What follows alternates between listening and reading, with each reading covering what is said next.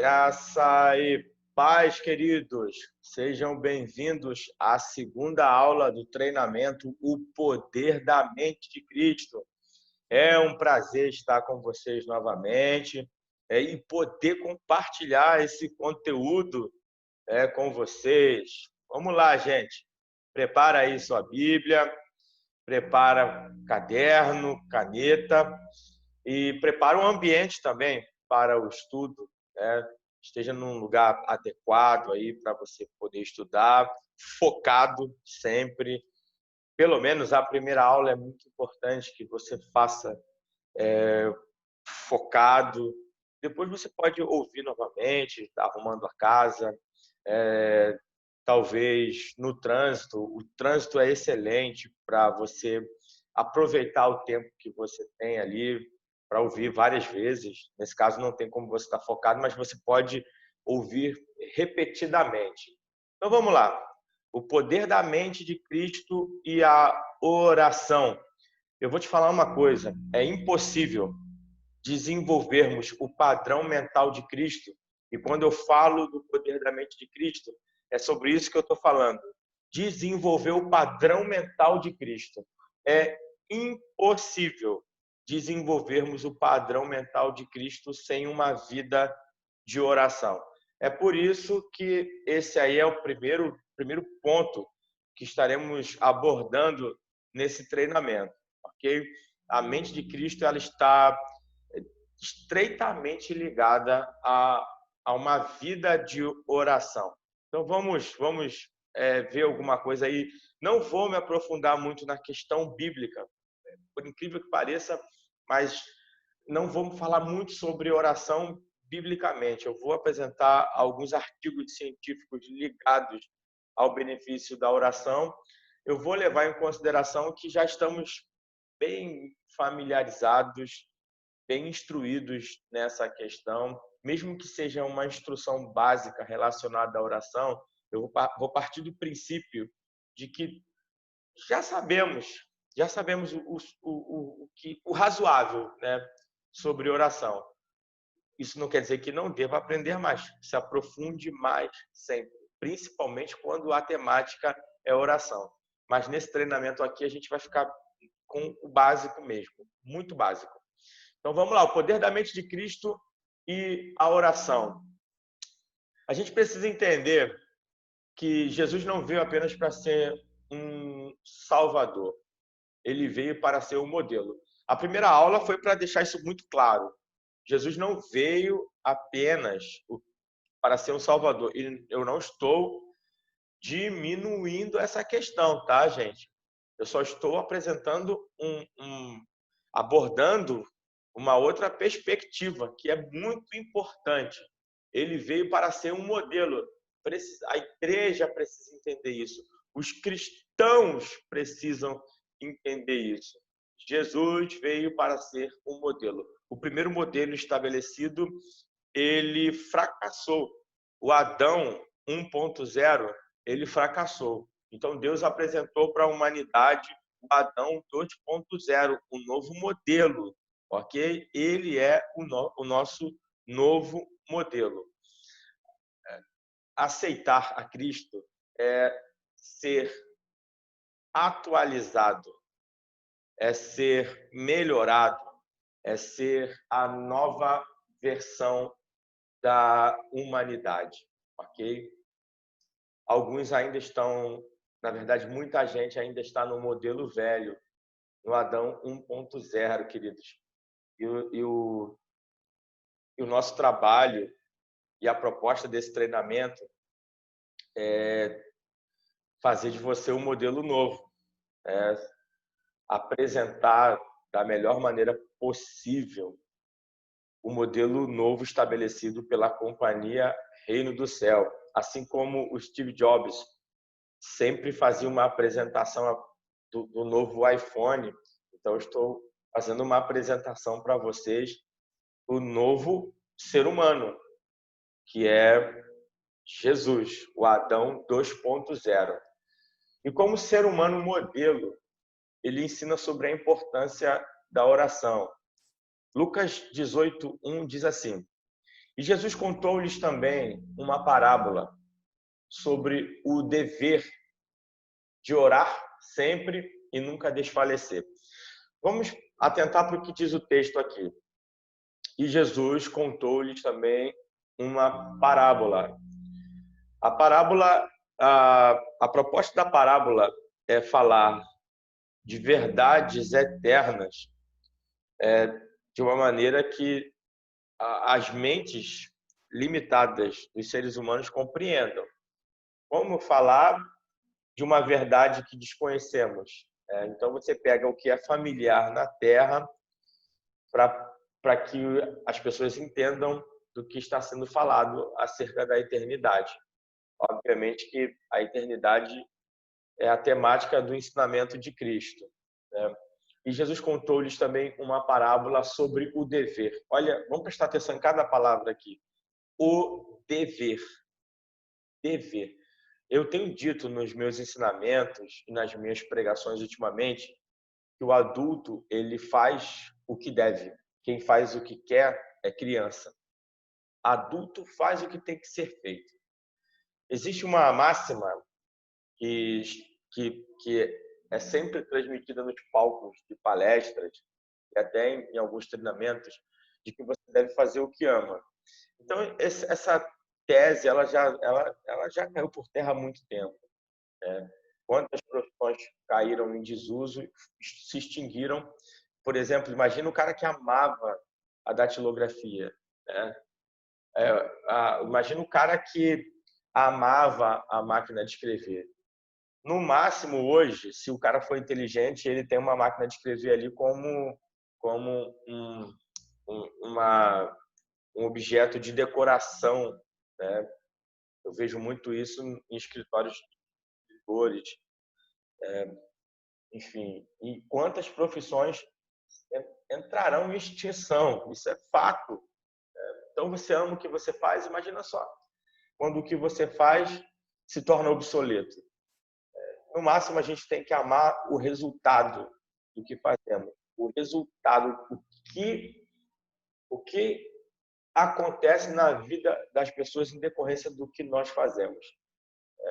E aí você pode continuar criando o mesmo impacto, né? Trazendo resultados significativos para a vida das pessoas, fazendo coisas diferentes, ok? Então vamos lá. O dever de orar sempre, dever. Oração é um dever. E oração, então, é coisa de maduro. Porque quem é maduro vai fazer porque tem que ser feito. E até mesmo quando você faz alguma coisa que você ama muito, tem elementos, tem coisas que você, caramba, não gosto tanto disso. Por exemplo, uma coisa que eu amo fazer, que é treinar. Eu treino arte marcial e no que eu estou fazendo hoje, que é o kickboxing e Muay Thai, tem um golpe que é chamado de Shibaraya, que é uma rasteira, uma bandinha rápida. Tem uma técnica para você dar uma puxada com o pé e desestabilizar o oponente. E esses dias eu estava treinando e aí o meu mestre ele estava passando essa técnica. Eu falei para ele, cara, eu não gosto de Shibaraya. Se tem duas coisas que eu não gosto, Shibaraya e quando você tem que clinchar no oponente. São duas técnicas que eu não gosto, mas são importantes, né? E aí você tem que aprender, não tem jeito. É o dever. Você faz o que tem que ser feito.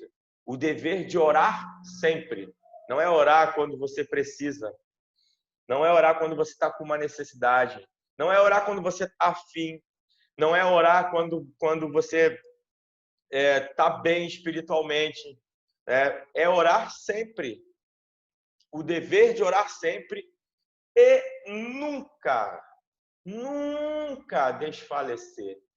Se não obteve uma resposta imediata, continue orando, continue orando, continue orando. A vida está boa, continue orando. As coisas pioraram, continuem orando. Está desmotivado, continue orando. Está frustrado, continue orando. Está confuso, continue orando. Lucas capítulo 18, versículo 1. Voltando a falar de Jesus. Jesus revela Deus ao homem. Jesus é a revelação máxima de Deus para a humanidade. Hebreus capítulo 1 fala sobre isso. Rapidinho, tá um pouquinho fora do script, mas eu vou ler aqui. Eu gosto, acho importante da leitura dele.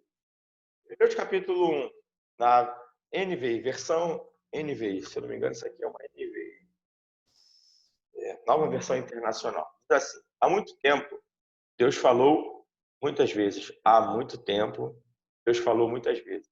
Então a gente aprende aqui que Deus fala por muito tempo e muitas vezes.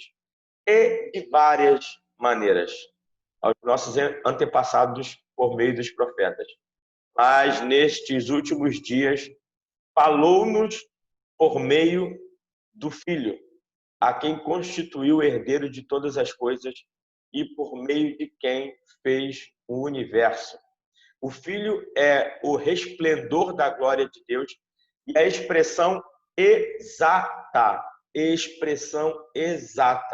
do seu ser, sustentando todas as coisas por sua palavra poderosa.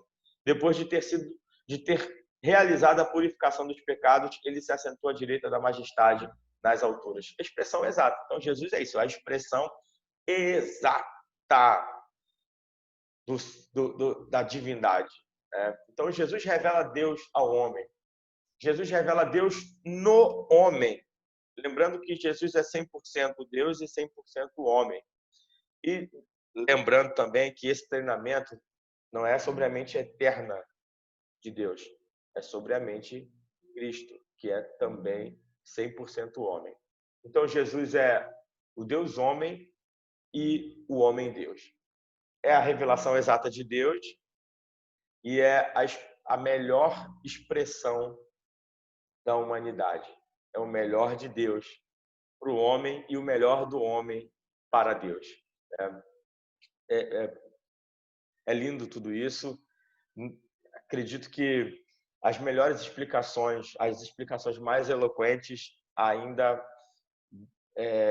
deixam a desejar quando se trata da pessoa de Jesus. Porque é Jesus, é Deus, queridos. Ore por hábito, não por necessidade. É muito comum as pessoas pensarem na oração quando estão precisando de alguma coisa. Infelizmente, a igreja brasileira ela tem sido condicionada a entender a igreja como um lugar apenas para que as suas necessidades se satisfaçam. Isso é um pensamento infantil. É entender a igreja de uma maneira muito limitada. E a oração é a mesma coisa. Ore por hábito, não por necessidade. Se Jesus, o homem perfeito, tinha uma vida de oração, quanto mais nós que possuímos a natureza caída. Jesus, ele orava sempre e orava muito. Não era oração express, aquela oração rápida, aquela oraçãozinha antes de dormir, Senhor, muito obrigado, ou então a gente repete o Pai Nosso, ou aquela oração na condução, aquela oração em algum outro momento. Jesus, ele tinha o hábito da oração. E Jesus, ele levantava muito cedo para orar. As escrituras deixam isso bem claro. Jesus levantava de madrugada para orar. E, de acordo com os especialistas, muito provavelmente Jesus passava de 4 a 5 horas orando. E aí era muito fácil. Outro dia eu estava ministrando aqui na igreja falando sobre Jesus na casa de Pedro. Teve uma ocasião que ele passou um dia curando pessoas. E a princípio eu fiquei pensando assim, rapaz, Jesus deve ter terminado o dia extenuado. Mas não, cara, porque a gente pensa que foi, imagina, trabalhoso, Jesus gritando, seja curado. Era fácil para Jesus fazer tudo isso, porque Jesus passava muito tempo em oração. E porque o texto fala que ele termina o dia e no outro dia ele já está fazendo alguma coisa de novo. Já volta às suas atividades. Não teve pausa. Porque o descanso de Jesus, na verdade, era enquanto ele estava em oração, e muita oração. Como eu disse, sobre a oração, usando a Bíblia, é apenas uma introdução. Eu acredito que é uma ótima introdução. Agora vamos falar um pouquinho sobre fé e ciência. Para muita gente, um exclui o outro. Cara, esse é um grande erro que vivemos nessa época, porque essa é uma época de polarização. Somos obrigados a ser uma coisa ou outra. Ou você tem que ser de esquerda ou de direita, e por aí vai, né? Ou você é da fé ou você é da ciência. Por que a gente não pode ter, no caso de fé e ciência, né, o melhor dos dois mundos? E quem disse que um exclui o outro, né? Na verdade, a gente tem que entender que eles se agregam, e quando a gente abraça os dois, os benefícios são absurdos. E é claro que eu estou falando de uma fé genuína e também de uma ciência que não é tendenciosa e nem manipulada, né? Pesquisas que foram feitas recentemente apoiam a ideia de que a oração pode desencadear a liberação de substâncias químicas no cérebro que nos fazem sentir bem. Na verdade, gente, o que eu quero que você entenda quando eu te entrego esses dados aqui é que a oração ela altera o nosso cérebro. Ela muda a nossa mente e altera o nosso cérebro. É por isso que eu estou trazendo esses dados aqui para vocês. A oração muda a nossa mente, metanoia, muda a nossa mente, mas não é só uma mudança mental, é uma mudança do cérebro também. Existe uma alteração química no cérebro. Olha que absurdo, né? O quão poderosa é a adoração. E quando a gente adquire esse hábito, e aí a gente desenvolve o padrão mental de Cristo, o nosso cérebro também é alterado. Vamos lá.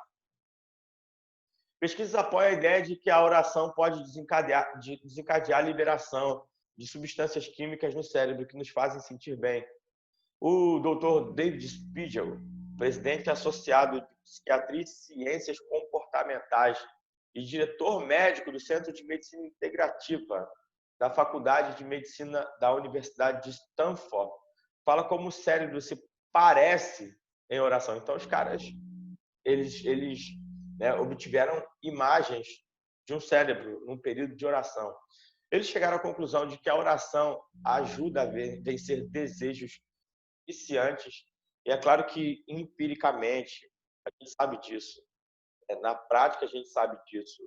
Pela leitura da palavra e na prática da palavra de Deus, a gente sabe disso. Os relatos são inúmeros de pessoas que venceram desejos viciantes. Talvez hoje, por causa da vida pós-moderna e de tudo o que a vida pós-moderna nos oferece, talvez não temos tantos resultados, justamente porque a oração ela está deixando de ser uma prática. Ou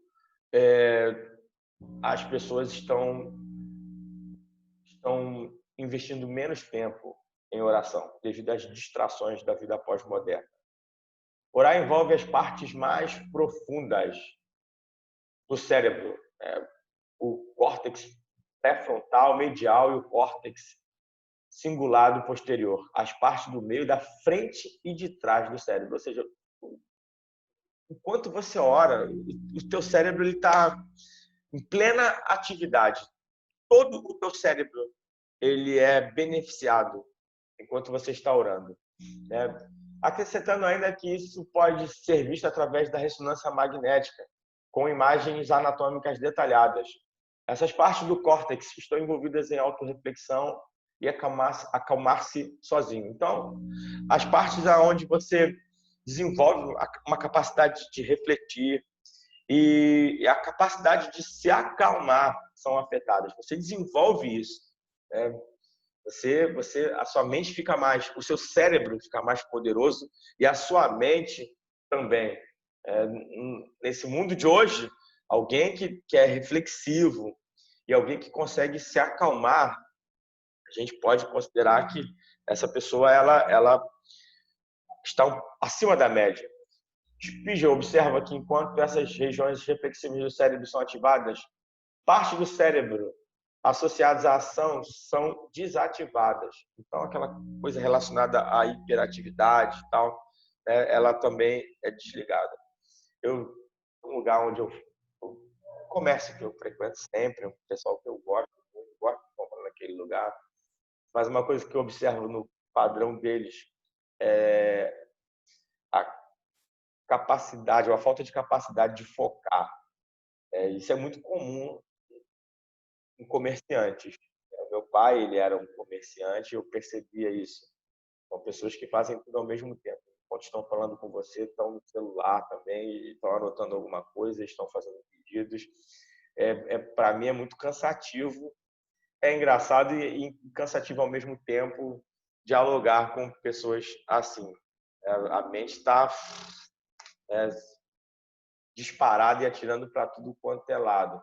Então, a oração ela desenvolve essa capacidade de você desligar, desativar um pouco aí o cérebro, né? Essa parte tão em efervescência, né? E estar ali num período de reflexão e de calmaria, né? Que a gente sabe que é extremamente saudável, é muito importante para a nossa saúde mental, na verdade, é a nossa saúde integral, né? É uma correlação interessante que Spiegel diz que pode desempenhar um papel no motivo pelo qual a oração ajuda pessoas que lutam com desejos viciantes. Vício, gente, vício ele precisa ser vencido. A Bíblia fala que os beberrões, eu vou trazer aqui rapidinho, vou abrir aqui no celular, mas não tem vício bom. Na verdade, existem bons hábitos destrutivos e vícios, né? E a gente tem que tomar muito cuidado aí com isso. Eu costumo dizer que tem coisa que você não precisa experimentar, né, para saber se é bom ou ruim. Na verdade, tem coisas que o melhor que você nunca tenha experimentado. Pode ser de uma agonia que a gente não tem noção. Mas os que bebem, a Bíblia fala, eu estou procurando aqui, fala,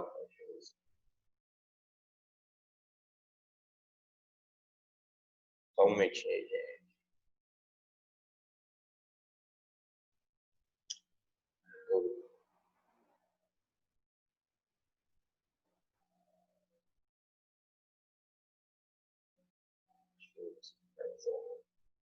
Ah, 1 Coríntios 6:10. Nem ladrões, nem avarentos, nem alcoólatras. E aí a gente, obviamente, que expande isso para os vícios. Nem caluniadores, nem trapaceiros herdarão o reino de Deus. Então a oração ela te capacita a vencer seus vícios. É claro que a perspectiva aqui é voltada para o humano, porque a oração ela não é algo apenas que beneficia o seu cérebro, que muda a sua mente, que beneficia o corpo integralmente. A oração ela mexe com o mundo espiritual. Mas a gente não vai entrar nessa questão. É o enfoque dessa aula. Um estudo recente conduzido pela NYU Langone Medical Center. Me perdoe aí pelo meu ótimo inglês, gente, mas está aí no slide, né? Como vocês podem ver na telinha. Membros dos Alcoólicos Anônimos foram colocados em um scanner de ressonância magnética e em seguida mostraram imagens relacionadas à bebida para estimular os desejos. Ou seja, os caras foram expostos às bebidas, né? Parece cruel, como está dito aqui, né? Imagina um cara que tem uma dificuldade nessa área e outro a criptonita dele, vamos dizer por assim, né? Mas os desejos logo foram reduzidos quando os participantes oraram. Então, orar modifica ou altera o nosso cérebro. Os dados da ressonância magnética mostraram mudanças em parte do córtex pré-frontal, que é responsável pelo controle da emoção e a reavaliação semântica das emoções. Estou o estudo. Vamos lá prosseguir. A oração, ela nos afasta do modo de lutar ou fugir. Na pós-modernidade, a gente praticamente está armado o tempo todo. E isso é bombástico para o nosso corpo. Você está numa condição, num estado de luta permanente, é realmente algo que vai te minando, gradativamente. A ligação entre reflexão profunda e a diminuição da ação pode ser útil ao lidar com trauma ou outra situação negativa. É bem simples. Quando estamos orando, não podemos estar atacando ou chutando paredes. Em outras palavras, não podemos reagir. Então, você está nesse modo de ação e reação, ação e reação. Isso não quer dizer que a pessoa deva engolir a sua raiva ou tristeza ou prendê-la em uma oração, mas pelo simples propósito a oração pode ser útil quando mal conseguimos lidar com algo. Então não é repressão, tá, gente? Muito pelo contrário, a oração é um momento que você vai colocar tudo isso para fora, você vai verbalizar, você vai liberar tudo isso, essas toxinas. Falar é uma ótima forma de você liberar tudo que é tóxico. A oração é um baita de um detox. E é um baita de um detox mesmo, porque é espiritual, é emocional e também física. Existe uma máxima, né, que diz que quando a boca cala, o corpo fala. Já é muito comprovado que a maioria das doenças, né, ligadas por exemplo, câncer, né, na maioria das vezes, é doença emocional, né? E algumas outras doenças em partes específicas do corpo também são doenças emocionais. Então, o corpo ele sempre fala. Ou você verbaliza isso, ou vai ter uma linguagem não verbal. E a gente sabe também que existe a linguagem verbal e a linguagem não verbal. Na oração, a gente utiliza a linguagem verbal. E com isso a gente está colocando para fora tudo isso aí, né? Então não é repressão, muito pelo contrário.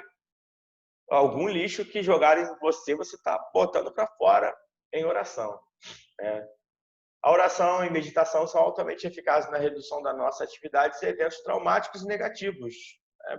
Diz um outro terapeuta especialista aí.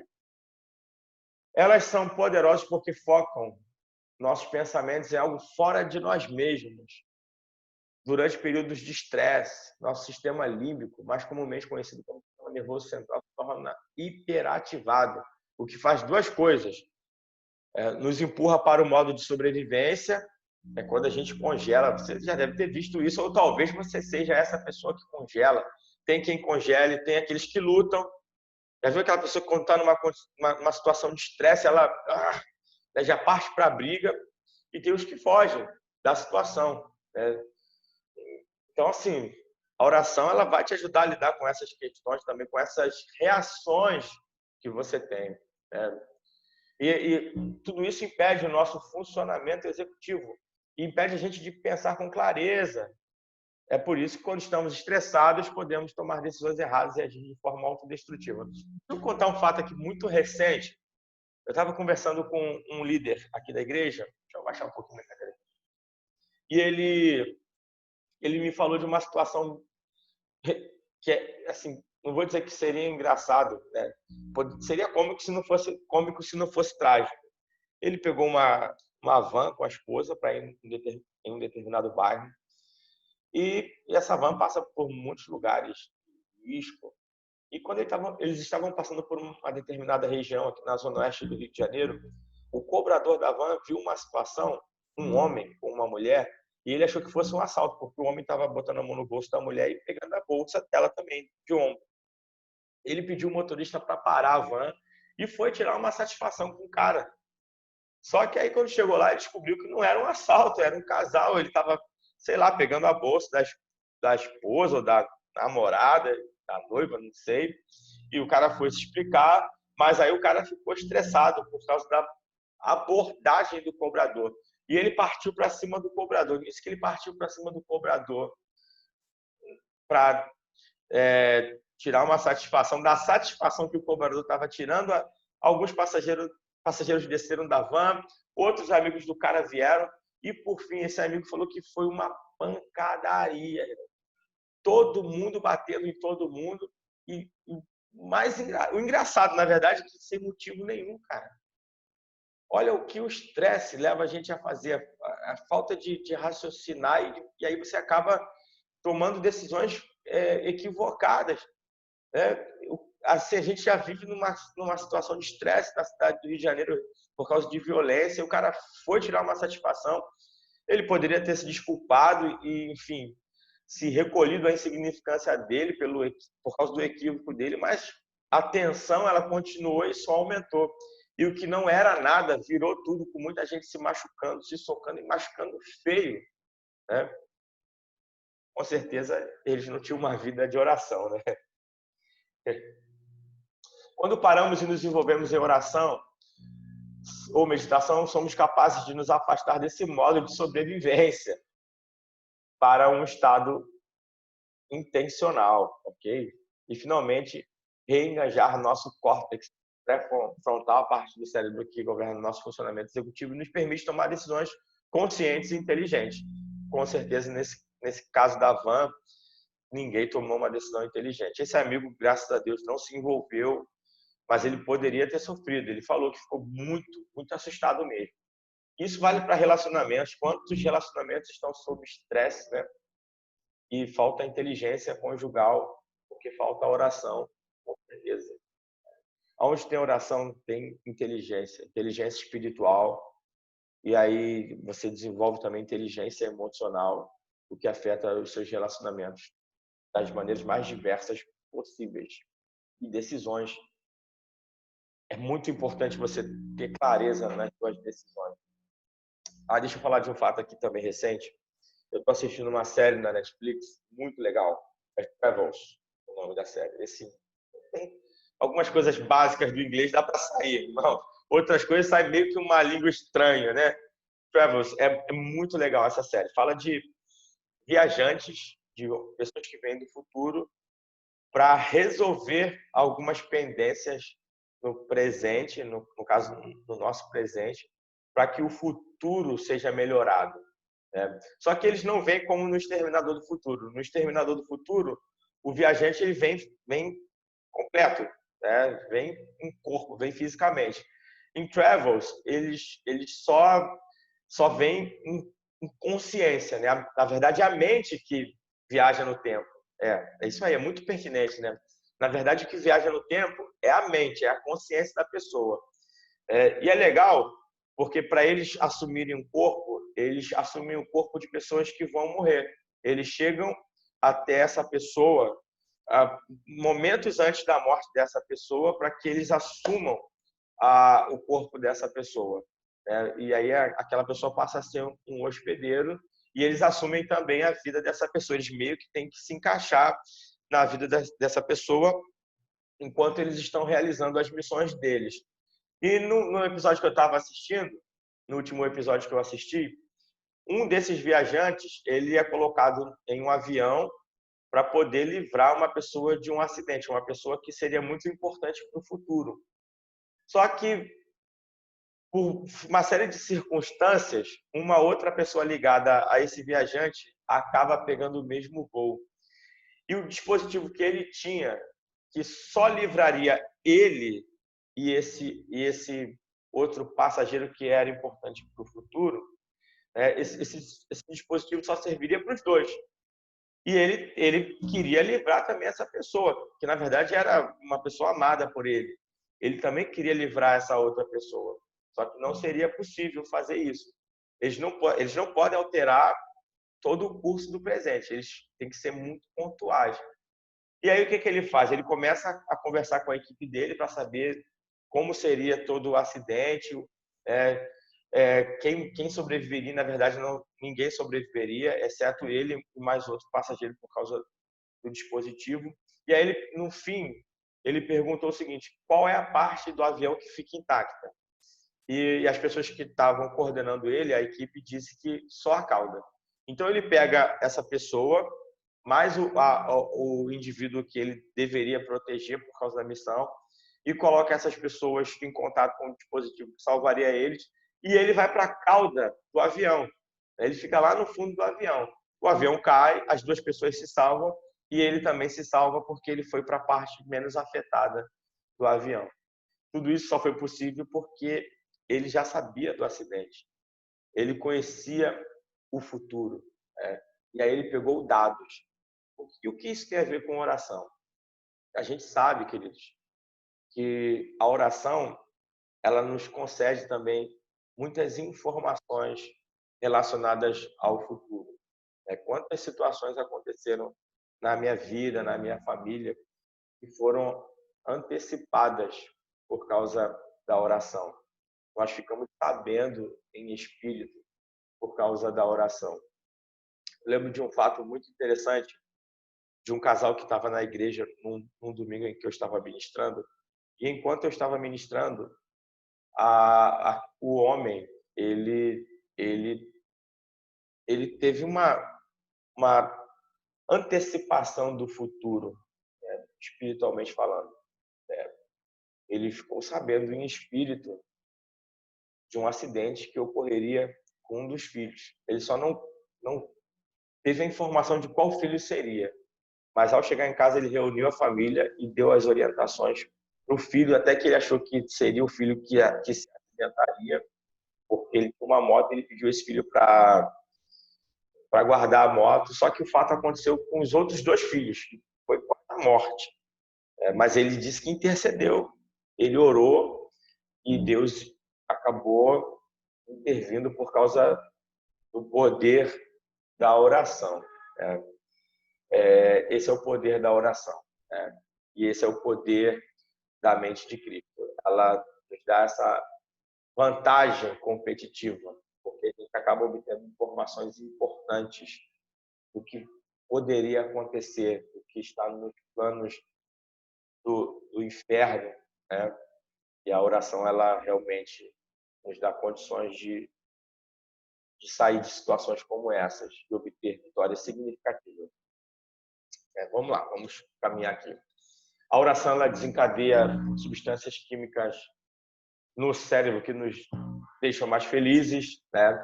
Algumas pesquisas apoiam a ideia de que a oração pode desencadear a liberação de substâncias químicas no cérebro que nos fazem sentir bem. A doutora Loretta, a fundadora do Instituto de Mamíferos Internos e autora de alguns livros, né? The Science of Positivity e Hábitos, né, de um Cérebro Feliz. Explica que quando oramos podemos ativar os caminhos neurais que desenvolvemos quando jovens para liberar hormônios como a ocitocina. A ocitocina é um hormônio produzido no hipotálamo, que é conhecido como hormônio do amor, pois costuma ser liberado quando estamos perto de nossos parceiros.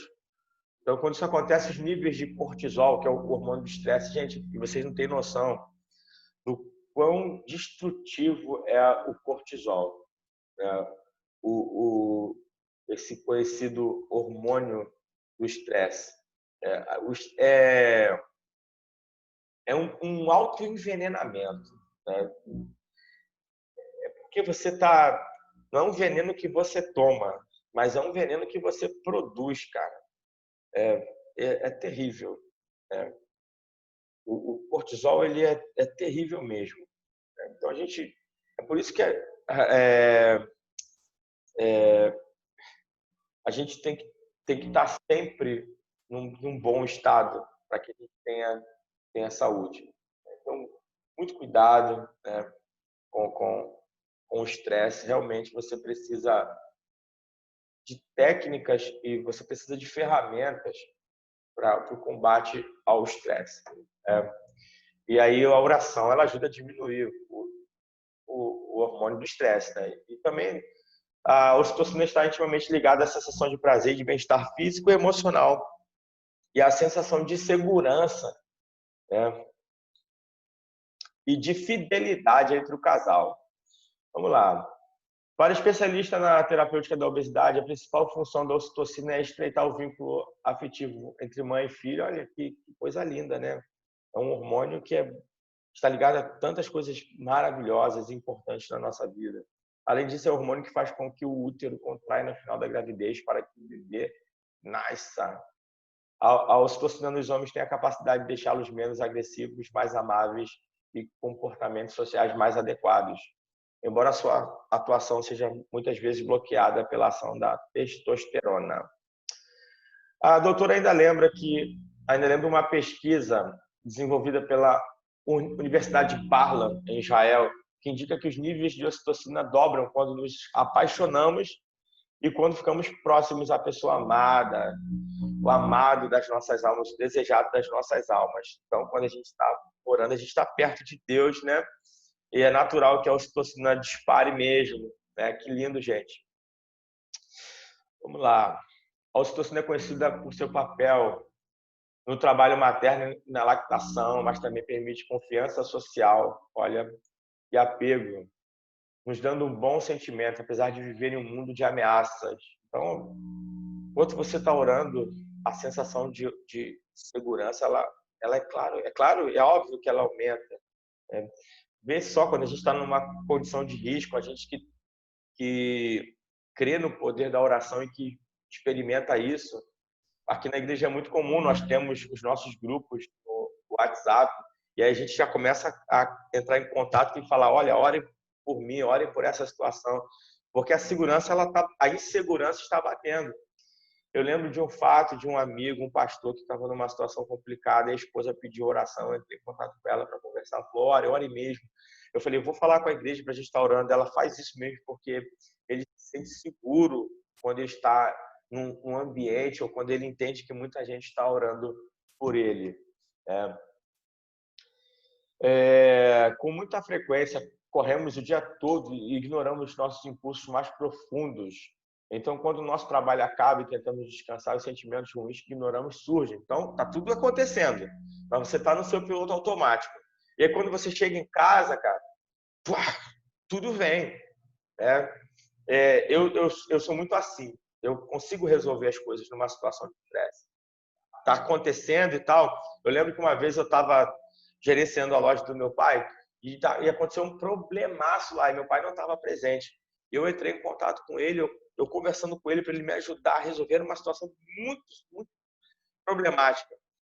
E eu comecei a estranhar a calma dele. Eu falei, não, vem para cá, eu estou precisando de você e tal, tal. Ele, cara, mas tu tá tão calmo que nem parece que é isso tudo. Eu falei, mas eu só tô calmo porque tem que estar.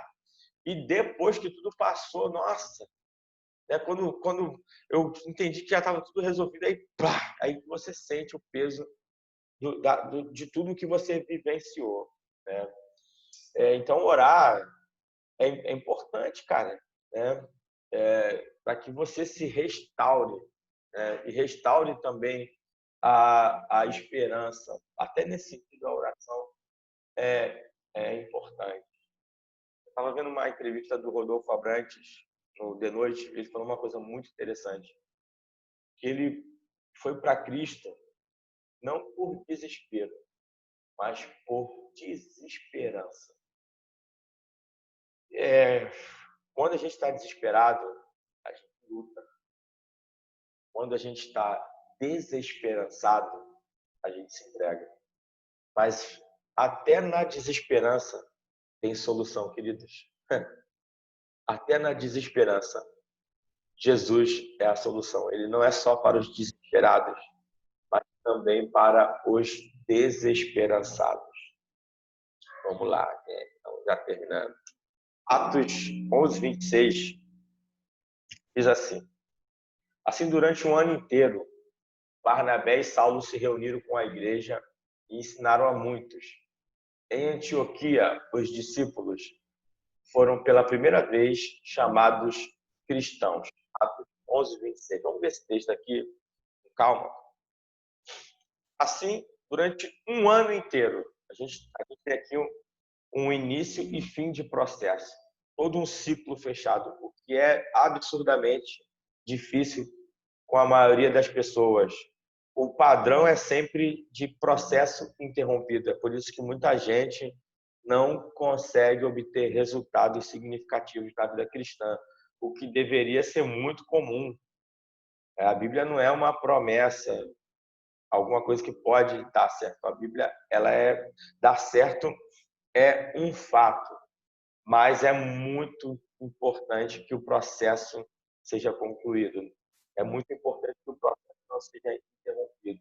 Então, durante um ano inteiro, Barnabé e Saulo, um ano inteiro, se submeta aos processos, aceite os processos, conclua os processos e você vai experimentar resultados significativos na sua vida. Se reuniram com a igreja. Gente, eu tenho batido nessa tecla de que não existe eu sou a igreja, tá?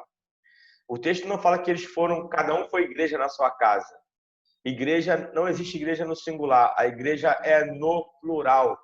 Eclésia significa ajuntamento, assembleia, ok? Você é membro do corpo, você não é o corpo todo. Tá? Se reuniram com a igreja e ensinaram a muitos. Ensinamento, né? Reunião e ensinamento. Processo, início e fim de processo, fechamento de ciclo, reunião com a igreja e ensinamento congregacional. Em Antioquia, os discípulos foram pela primeira vez chamados cristãos. Então a gente vê causa e efeito aí, né?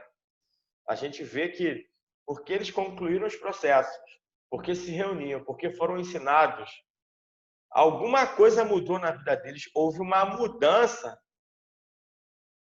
perceptível, né? E por causa disso começaram a ser chamados. Eles não se autodenominaram, gente. Eles começaram a ser chamados de cristãos. Cristão significa um pequeno Cristo, uma réplica de Cristo. Então, a proposta do treinamento do Poder da Mente de Cristo é que, de fato, sejamos réplicas de Cristo. E não é você se denominar cristão, é você ser chamado de cristão. Porque hoje o que a gente escuta é o seguinte, olha lá, e ainda se diz cristão, hein? Não é o contrário. Nós nos autodenominamos cristãos e o mundo contesta o nosso cristianismo. Deveria ser o mundo afirmando, atestando o nosso cristianismo, né? Olha lá vai um verdadeiro cristão. Mas hoje o que eu ouço com muita frequência olha lá, já se diz cristão. É justamente porque a gente não está seguindo o que está aqui em Atos 11, 26. O espírito do mundo, para encerrar, 1 João 4, 3. O espírito do mundo antagoniza a mente de Cristo. Isso é porque eu estou falando sobre isso aqui porque eu falei sobre o ser cristão. Cristo não é o sobrenome de Jesus, tá? Jesus Cristo. Jesus Cristo de Nazaré. Jesus é o nome dele, Cristo é o título dele, Nazaré é o lugar de origem dele. Cristo significa ungido. Então nós somos ungidos. Né? 1 João 4,3 diz assim, mas todo espírito que não confessa a Jesus não procede de Deus. Esse é o espírito do anticristo. Anticristo não é anti-Jesus, entenda bem. É anticristo. Anticristo é anti-unção. É um espírito que se opõe à unção. E o texto diz o seguinte, acerca do qual vocês ouviram que está vindo e agora já está no mundo. Ele já está atuante e vai atuar com mais força em algum ponto futuro. Mas está aí, é um espírito anti-unção. É o espírito que drena a mente de Cristo. É um espírito que vai fazer de tudo para que você perca a mente de Cristo. É como se o treinamento aqui fosse um treinamento numa academia onde você trabalha para estar num condicionamento físico. Mas quando você sai da academia, né, os hambúrgueres, pizzas e tantas outras coisas da vida estão ali só para sabotar você. Então, o espírito do anticristo é um espírito que sabota a mente de Cristo, a mente ungida, um espírito sabotador. Fim da aula, gente. semana que vem semana que vem, né? Enfim, até o próximo vídeo. É um spoiler da próxima aula aí. Eu quero fazer uma oração por você agora, Senhor. Eu quero rechaçar todo o espírito do anticristo que atua ferozmente para drenar, para roubar, para sugar. São, Senhor, verdadeiros zumbis devoradores de cérebros, Senhor. Mas o alvo deles é só quem tem a mente de Cristo. E eu repreendo esse espírito agora, em nome de Jesus. Declaro, Senhor, um cérebro saudável mais uma vez e uma mente saudável. E declaro mais uma vez que nós temos a mente. Em nome de Jesus. Amém. Foi um prazer estar com você. Lembrando aí, você que está assistindo pelo YouTube, não deixe de assinar o canal, curtir o vídeo, comentar, tudo isso é muito importante. Comente, fale das suas observações da aula e compartilhar com o máximo que você puder. Deus te abençoe.